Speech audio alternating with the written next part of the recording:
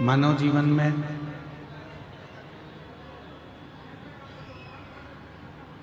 शिव की अविरल भक्ति, भगवान का विरल भजन,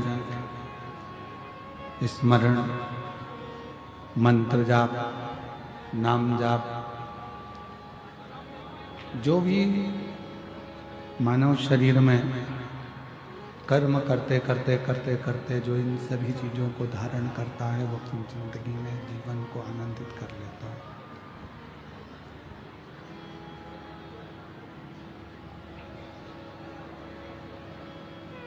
ये व्यासपीठ ढीले कम करो, आवाज क्लियर करो।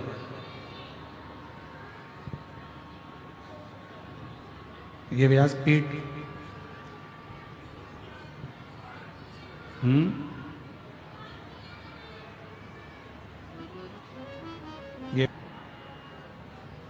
ये व्यासपीठ कभी भी नहीं करती।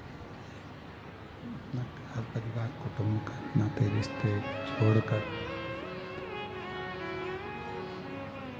व्यासपीठ हमेशा एक बात जरूर कहती है कि जिस जगह पर रहें, जैसे रहें, जिस अवस्थाओं में डूबे रहें, कर्म में डूबे रहें, कार्य में डूबे रहें, और साथ में थोड़ा थोड़ा भगवत भजन करते चलें। सब कुछ छोड़कर भजन करना सरल है।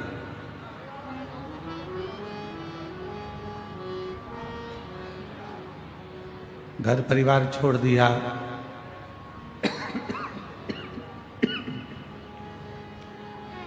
नाते रिश्ते छोड़ दिए, कुटुंब कबीला छोड़ दिया, ये सब कुछ छोड़कर कहीं पर भी बैठ जाओगे, चले जाओगे, भजन कर लोगे, सरल है। पर अपने घर में रहकर, कुटुंब में रहकर, परिवार में रहकर, नाते रिश्तों के साथ रहकर भगवत भजन करना थोड़ा कठिन।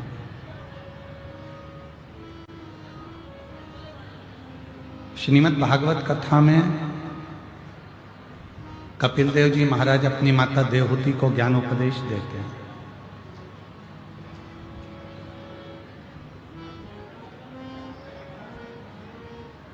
और माँ देवहूति से कहते हैं, माँ, दुनिया के लोग कहते हैं कि बुढ़ापा बुरा होता है, बुढ़ापा बेकार होता है, बुढ़ापा ठीक नहीं होता। बुढ़ापा श्रेष्ठ नहीं। पर श्री कपिल देव जी महाराज अपनी माता से कहते हैं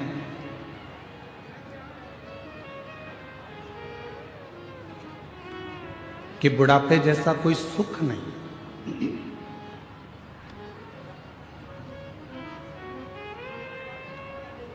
दुनिया के लोगों को बुढ़ापा बुरा लगता है,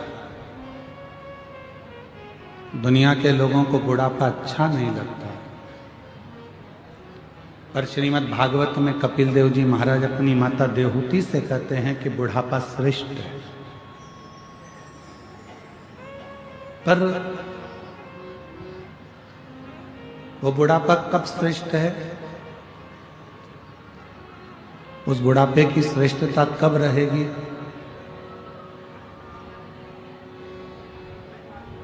माँ से कहा, माँ, बुढ़ापे में दिखना थोड़ा सा कम हो जाता, नेत्रों की ज्योति थोड़ी कम हो जाती, तो दुख मत करो।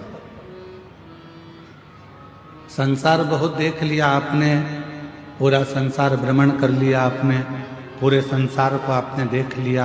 अब बुढ़ापे में परमात्मा चाहता है कि आप संसार को ना देखकर इन आँखों की रोशनी मैंने जो कम करी है, इनको बंद कर कर अपने भीतर बैठे हुए भगवान देव अधिदेव महादेव को झांकना प्रारंभ करो, देखना प्रारंभ करो। अब उसको देखो।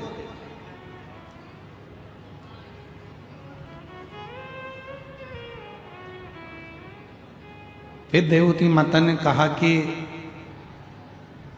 बुढ़ापे में श्रवण शक्ति कमजोर हो जाती है, सुनाई कम देता है, सुन नहीं पाते हैं। माँ देवहूति से कपिल देव जी महाराज कहते हैं, माँ अगर बुढ़ापे में कम सुनाई दे तो भगवान को धन्यवाद देना कि अब हमें लोगों की नहीं सुनना है, अब अपने मन की सुनना है और परमात्मा को सुनना है।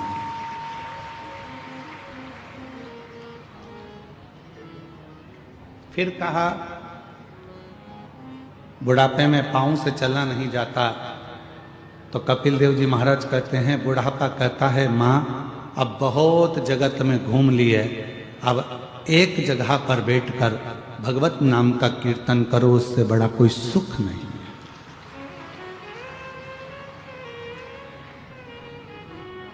फिर कहा बुढ़ापे में हाथ थोड़ा थोड़ा कांपने लगता है, थर थर थर थर हाथ कांपने लगता है, थोड़ा थोड़ा लगता है, थोड़ा थोड़ा हाथ धूजने लगता है, कांपने लगता है, तो इन हाथों से कोई काम नहीं बनता।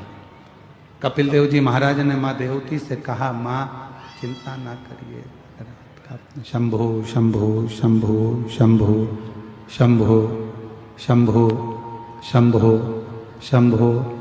माँ यदि थोड़ा बहुत हाथ कांपने भी लगे तो परमात्मा चाहता है तू माला करे, मन का एक जपे और वो तेरे हाथ धूजने से मन का 2 खसक जाए तो भी राम उसको स्वीकार कर लेता है, शिव उसको स्वीकार कर लेता है।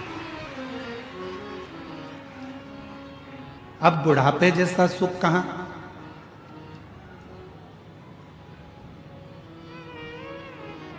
पर बचपन खेल में खोया, जवानी नींद भर सोया, बुढ़ापा देख कर रोया, सिराने मौत हंसती है। बचपन खेल में जवानी नींद भर सोया, बुढ़ापा देख कर रोया, सिराने मौत हंसती। बुढ़ापे में व्यक्ति मृत्यु को देखकर ऐसा सोचता है कि मेरा पूरा समय निकल गया, मेरा पूरा जीवन निकल गया, अब ना जाने शरीर का क्या होगा, ये शरीर श्रेष्ठ होगा कि नहीं होगा, इस शरीर से भजन होगा कि नहीं होगा, इस शरीर से भगवत स्मरण होगा कि नहीं होगा। स्मरण रखिएगा आप अपने अंदर कि बुढ़ापे से सुंदर कुछ नहीं हो सकता, जिसमें हम भगवत भजन को करें, भगवत स्मरण को करें, भगवत नाम को। ये चल रहा है स्पीकर, जरा कान लगाइए। भगवत नाम को जपें, भगवत स्मरण को करें, भगवत मंत्र जाप करें, भगवत नाम जाप करें और भगवत कीर्तन में डूबें।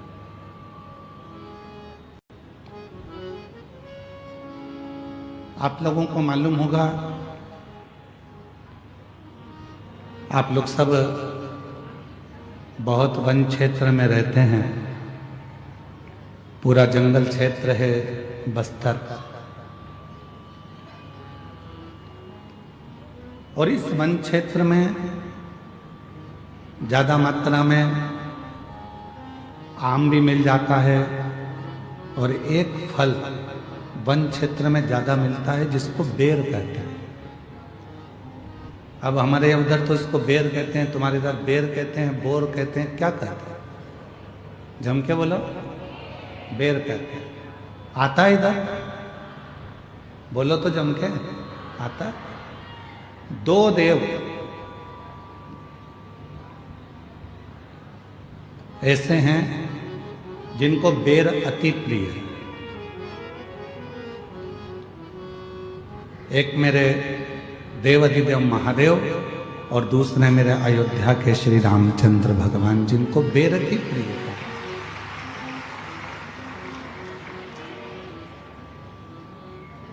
और इतनी प्रियता बेर की है मेरे राम जी को, इतनी प्रियता मेरे भगवान देवाधिदेव महादेव को है।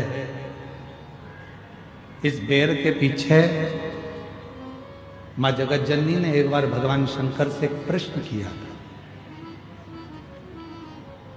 और आप लोगों को भी उस प्रश्न का उत्तर स्मरण में होना चाहिए।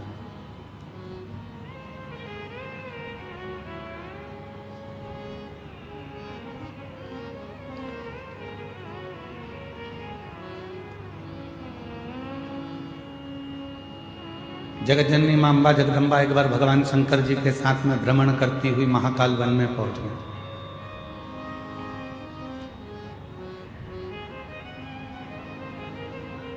पार्वती मैया शिव जी के साथ में नंदी पर सवार होकर जब महाकाल वन में पहुंची और भ्रमण कर रही थी, भ्रमण करते करते मां पार्वती जी का साड़ी का थोड़ा सा भाग बेर की झाड़ी में उलझ गया। पार्वती जी का जब साड़ी का भाग उलझा, पार्वती मैया उसको सुलझाने लगी और देवादिदेव महादेव थोड़ा सा आगे निकल गए। पार्वती मैया बेर की झाड़ी से अपने पल्लू को सुलझाकर वापिस शिव जी के पास आ गईं और उनके चरण पकड़कर महाकाल वन में मां पार्वती जी शंकर जी के पास बैठ गए। बाबा,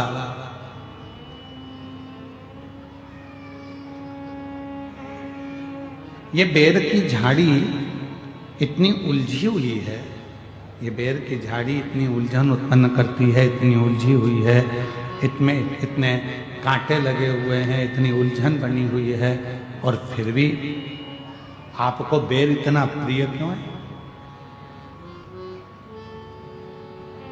आपको ये बेर इतनी प्रियता क्यों है? आपको इस बेर की इतनी प्रियता क्यों? जब ये बेर की झाड़ी इतनी उलझी हुई है, इसमें कांटे इतने लगे हुए हैं, ये उलझन उत्पन्न करती है, इतनी उलझी हुई है, तो भी आपको बेर से इतना प्रेम क्यों है?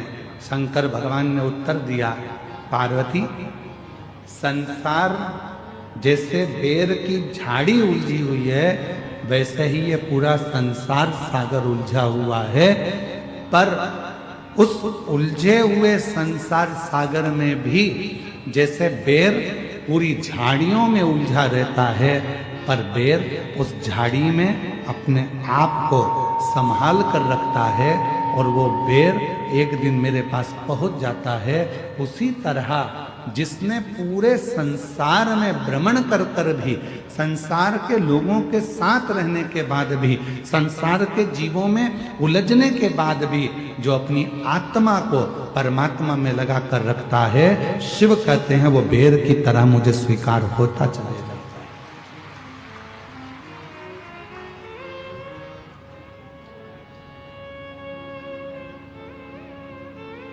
आप सब तो छत्तीसगढ़ के रहनिवासी हो,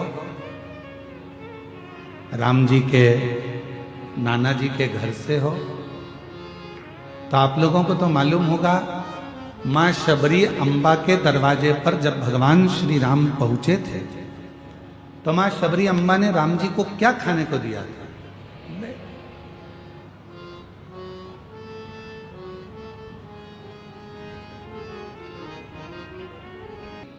लक्ष्मण जी पूछ रहे हैं भगवान श्री राम जी से, क्या वन में आम नहीं थे? क्या वन में केले नहीं थे? क्या वन में पपीता नहीं था?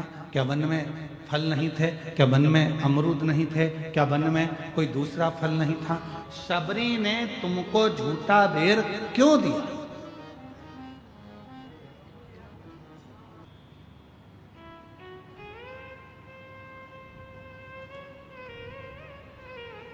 राम जी ने कहा, लक्ष्मण तुम कभी नहीं समझ पाओ, ये बेर शिव की बूटी है, औषधि है।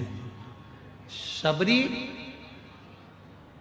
लंका में चढ़ाई से पहले आपको और हमको बेर इसलिए खिलाना चाहती है, अगर ये वो कहते हैं ना कि ये कोरोना का इंजेक्शन पहले ही लग जाता तो आधे से ज़्यादा लोग बीमार ही नहीं पड़ते। ये अगर वो कहते हैं पोलियो की दवाई पहले पी लो तो शरीर में पोलियो नहीं होता है, टिटनेस का इंजेक्शन पहले लगवा लो तो फिर लोहे से जुड़ी कोई प्रॉब्लम खड़ी नहीं होती है, कोई बीमारी नहीं आती है। उसी तरह ये अगर थोड़ी सी बेर रूपी औषधि शिव की हमको प्राप्त हो गई तो समझ लो कि आगे चलकर हम रोग से ग्रसित नहीं हो पाएंगे, रोग से नहीं। तो शबरी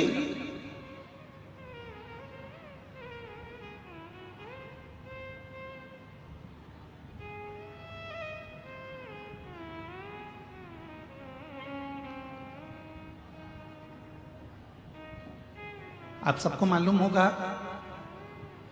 लक्ष्मण जी को राम जी ने बेर दिया था शबरी का झूठा वाला, और राम जी ने लक्ष्मण जी को दिया तो लक्ष्मण जी ने खाया था क्या? क्या करा? फेंक दिया। फिर लक्ष्मण जी को बाद में खाना पड़ा। कब? जब लक्ष्मण जी मूर्छा खाकर गिर गए, संजीवनी लेने हनुमान जी गए। लोग कह रहे थे वो संजीवनी लेने गए हैं, पर राम जी मुस्कुरा रहे थे कि संजीवनी नहीं है, जो सबरी ने बेर दिया था वो तूने खाया नहीं था, फेंक दिया था, वो पर्वत पर जाकर गिर गया था। उस पर्वत पर बेर का जो पौधा लगा था, उस पौधे की पत्ती का रस तुझे निचोड़ कर दिया गया, तब जाकर तू उठ कर बैठा, तब नहीं खाया, अब खा।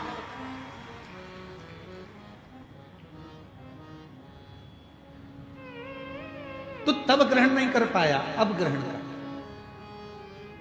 तो लक्ष्मण जी कह रहे हैं प्रभु ये बेर ही क्यों दिया? केला दे देती, फल दे देती, आम दे देती, पपीता दे देती, सेब दे देती, अंगूर दे देती, कुछ भी दे देती, पर ये क्यों दिया बेर? तब राम जी ने कहा ये शंकर की बूटी है और ये बूटी कोई साधारण नहीं होती। आज भी हमारे शास्त्र कहते हैं महाराज, अगर शिवरात्रि के दिन शंकर भगवान पर बेर समर्पित कर कर यदि उस बेर को खाया जाता है तो दमे जैसी बीमारी भी ठीक हो जाती है, श्वास से जुड़ी हुई तकलीफें भी ठीक हो जाती है।